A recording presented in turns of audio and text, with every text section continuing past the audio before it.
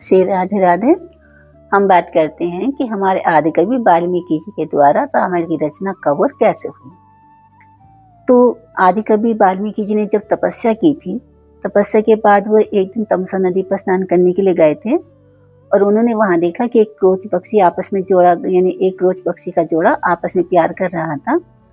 और तभी एक शिकारी ने बाण मारा जिससे क्रोच पक्षी में नर पक्षी मर गया और उसकी पत्नी विलाप कर रही थी।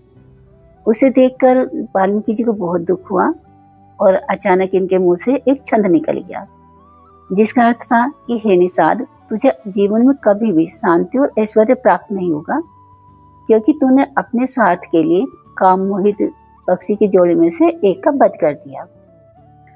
अब इनके मुंह से जब ये छंद निकला तो ये बहुत परेशान हो गए, ये क्यों निकला, क्या है। और इनको इतना ज्ञान हो गया कि इसका अर्थ भी समझ में आ गया, जबकि कुछ नहीं जानते थे। जब ये परेशान हो रहे थे तो नारद मुनि ने इन्हें दर्शन दिए और बोले कि वाल्मीकि, आप परेशान मत हो, ये ईश्वर की कृपा से ही निकला है आप ये छंद आपके मुंह से, और आपको जो है एक रामायण नाम के महाकाव्य की रचना रचनी है, क्योंकि भगवान विष्णु ने धरती पर राम रूप में अवतार लिया। तो वाल्मीकि जी ने बोला कि मैं कहाँ से लिख दूंगा, मैं तो कुछ जानता नहीं हूँ, देखा नहीं, सुना नहीं। तो नारद मुनि ने उन्हें दिव्य दृष्टि दी और वाल्मीकि जी के सामने भगवान राम का पूरा चरित्र, यानी भगवान राम के जीवन के पूरे दृश्य पिक्चर की भांति चलने लगे। बस वाल्मीकि जी तभी रामायण की रचना करने के लिए बैठ गए और उन्होंने पूरी रामायण की रचना कर दी।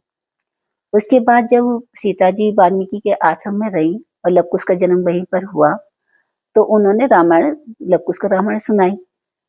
तो पूरी रामायण नहीं सुनाई थी, जबकि रामायण तो पूरी रचना, यानी रामायण की पूरी रचना हो गई थी, लेकिन उन्होंने उस दिन तक की रामायण सुनाई थी जो रामायण लव कुश ने अयोध्या में सुनाई।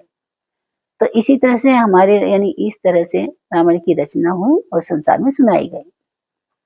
रामायण हमारा सबसे पहला ग्रंथ है।